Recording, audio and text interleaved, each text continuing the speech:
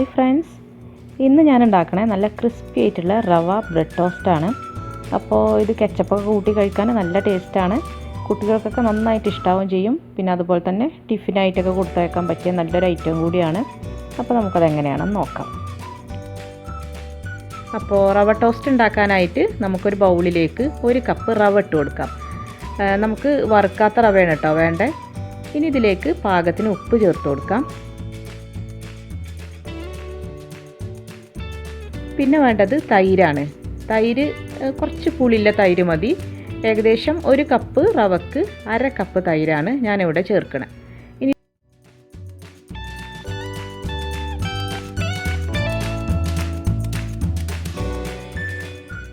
ഇത് എല്ലാം കൂടെ ഒന്ന് യോജിപ്പിച്ചെടുക്കാം.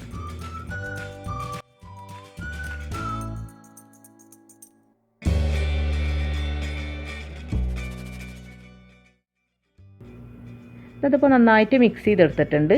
ഇനി ഇതിലേക്ക് കുറച്ച് വെജിറ്റബിൾസ് ചേർത്ത് കൊടുക്കണം. അതിനായിട്ട് ഒരു 3 ടേബിൾ സ്പൂൺ സവാള ചെറുതായിട്ടൊന്ന് മുറിച്ചെടുത്തത് ചേർത്ത് കൊടുക്കാം.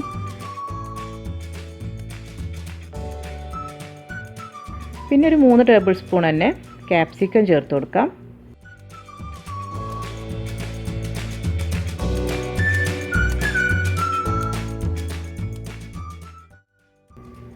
പിന്നെ കുറച്ച് ക്യാരറ്റ് ഒന്ന് ഗ്രേറ്റ് ചെയ്തെടുത്തതാണ്, അതും 3 ടേബിൾ സ്പൂൺ തന്നെ നമുക്ക് ചേർക്കാം.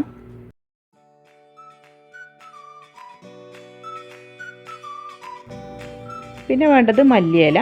മല്ലിയില ഞാനിവിടെ 2 ടേബിൾ സ്പൂണാണ് എടുത്തിട്ടുള്ളത്.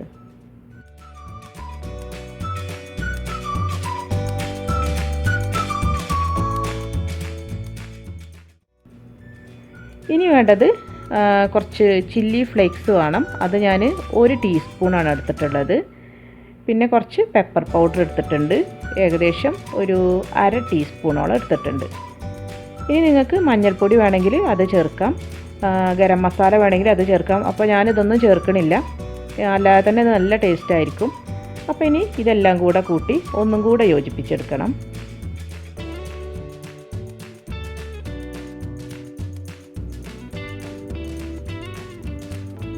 അപ്പോൾ ഇത് നോക്കിയപ്പോൾ ഒരല്പം ഉപ്പിൻ്റെ കുറവുണ്ട്, അപ്പോൾ കുറച്ചും കൂടെ ഉപ്പ് ചേർത്ത് കൊടുക്കാം.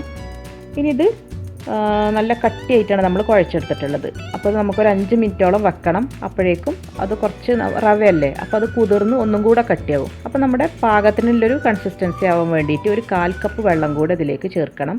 അപ്പോൾ ഞാൻ അതും കൂടെ ചേർത്തിട്ട് നല്ല പോലെ ഒന്ന് കുഴച്ചെടുത്തിട്ടുണ്ട്.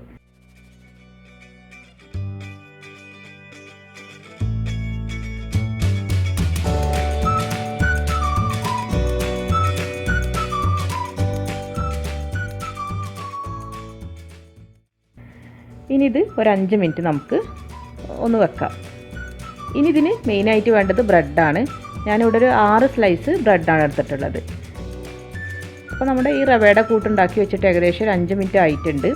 ഇനി ഈ ബ്രെഡിൻ്റെ മുകളിലേക്കായിട്ട് ഈ റവ ഒന്ന് സ്പ്രെഡ് ചെയ്ത് കൊടുക്കണം. നമ്മൾ പീനട്ട് ബട്ടറും ജാമൊക്കെ തേച്ച് കൊടുക്കൂലേ, ആ ഒരു രീതിയിലാണ് ഇത് തേച്ച് കൊടുക്കേണ്ടത്. അപ്പോൾ ബ്രെഡിൻ്റെ ഒരു സൈഡിൽ നമുക്ക് ഇപ്പോൾ ഒന്ന് തേച്ച് കൊടുക്കാം.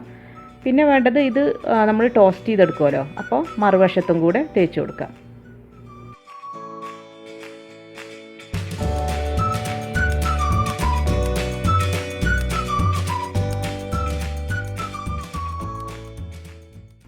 ഇതപ്പോൾ ഞാൻ ഒരു 3 സ്ലൈസ് ബ്രെഡിൽ നമ്മുടെ ഈ റവയുടെ കൂട്ടൊന്ന് സ്പ്രെഡ് ചെയ്ത് കൊടുത്തിട്ടുണ്ട്. ഇനി ഒരു പാന് ചൂടാക്കിയെടുക്കുക. അതിലേക്ക് 1 ടീസ്പൂൺ നെയ്യോ ബട്ടറോ അല്ലെങ്കിൽ ഓയിലോ ചേർത്ത് കൊടുക്കാം. ഞാൻ ഓയിൽ നന്നായിട്ട് ചൂടായി വന്നിട്ടുണ്ട്. ഇതിലേക്ക് നമ്മളെ ബ്രെഡ് ഒന്ന് വെച്ച് കൊടുക്കാം. അപ്പോൾ ഒരു മീഡിയം ഫ്ലെയിമിൽ നമുക്കിതൊന്ന് ടോസ്റ്റ് ചെയ്തെടുക്കാം. അപ്പോൾ ഒരു ഭാഗം ടോസ്റ്റായി വരുമ്പോഴേക്കും മറ്റേ ഭാഗത്ത് നമുക്ക് ഈ റവയുടെ കൂട്ടൊന്ന് സ്പ്രെഡ് ചെയ്ത് കൊടുക്കണം.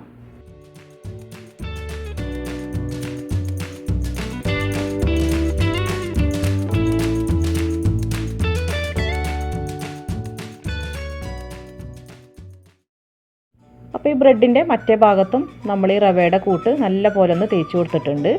ഇനി നമുക്ക് ഒന്ന് തിരിച്ചിട്ട് കൊടുക്കാം. അപ്പോൾ ഇതുപോലെ 2 സൈഡും തിരിച്ചും മറിച്ചിട്ട് ക്രിസ്പിയാക്കി എടുക്കുക. നല്ല ടോസ്റ്റ് ചെയ്ത് നല്ല ക്രിസ്പിയാക്കി എടുക്കണം. അപ്പോൾ ഇത് കെച്ചപ്പിൻ്റെ കൂടെ കഴിക്കാനായിട്ട് നല്ല ടേസ്റ്റാണ്. കുട്ടികൾക്ക് നന്നായിട്ട് ഇഷ്ടാവുകയും ചെയ്യും. അപ്പോൾ എല്ലാവരും ഇതൊന്ന് ട്രൈ ചെയ്ത് നോക്കിയിട്ട് ഫീഡ്ബാക്ക് തന്നെ അറിയിക്കുക കേട്ടോ. അപ്പോൾ എൻ്റെ ചാനൽ ഇഷ്ടമായാൽ ലൈക്ക് ചെയ്യാനും ഷെയർ ചെയ്യാനും സബ്സ്ക്രൈബ് ചെയ്യാനും മറക്കരുത്. ഇനി അടുത്ത പുതിയ റെസിപ്പീസുമായി വരുന്നത് വരെ താങ്ക് യു.